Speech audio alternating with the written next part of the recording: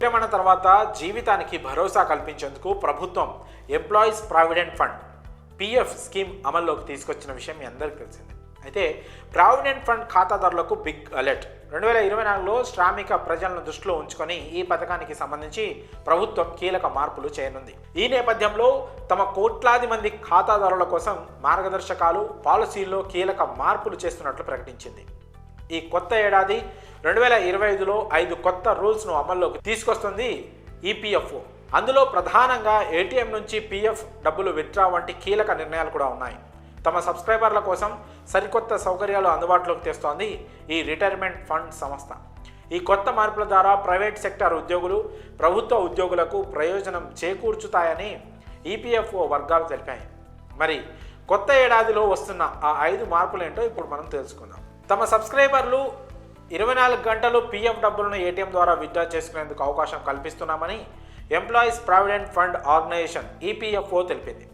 ATM ద్వారా PF డబ్బులు withdraw facility వచ్చే ఆర్థిక సంవత్సరం 2025-26 నుంచి అమల్లోకి వచ్చే అవకాశం ఉన్నట్టు తెలుస్తుంది. దీంతో చాలా ఈజీగా మన డబ్బులు అవసరమైనప్పుడు పీఎఫ్ డబ్బుల నుంచి తీసుకోవచ్చు. అయితే ప్రస్తుతం పీఎఫ్ డబ్బులు రావాలంటే ఖాతాదారులకు 7 నుంచి 10 రోజుల వరకు సమయం పడుతుంది. కానీ ఏటీఎం విత్డ్రా అందుబాటులోకి వస్తే క్షణాల వ్యవధిలోనే మనం ఆ డబ్బును తీసుకోవచ్చు. ఇక ఉద్యోగుల ఈపీఎఫ్ కాంట్రిబ్యూషన్ క్యాప్ తొలగించింది. ప్రస్తుతం ఉద్యోగుల బేసిక్ వేతనం నుంచి 12% ఈపీఎఫ్ ఖాతాకు జమ అవుతుంది. ఇందుకు ఈపీఎఫ్ఓ నిర్దేశించిన 15,000 జీతం లిమిట్ కాకుండా ఉద్యోగుల వేతనాన్ని బట్టి కంట్రిబ్యూషన్ చేసేందుకు అవకాశం కల్పించడంతో ఖాతాదారులకు మంచి వెసులుబాటు అవుతుంది. ఈ కొత్త రూల్స్ అమల్లోకి వస్తే పెద్ద మొత్తంలో పీఎఫ్ కార్పస్ ఏర్పాటు చేసుకునే అవకాశం ఉంటుంది. ఈ సదుపాయంతో ఖాతాదారుడు ఎక్కువ మొత్తంలో పెన్షన్ సౌకర్యం పొందవచ్చు. మరో ప్రధాన మార్పు ఏంటంటే ఈపీఎఫ్ఓ తమ ఐటీ ఇన్ఫ్రాస్ట్రక్చర్ని అప్గ్రేడ్ చేస్తుంది. ఇది పీఎఫ్ హక్కుదారులు, లబ్ధిదారులు వారి డిపాజిట్లను డిజిటల్ విధానంలో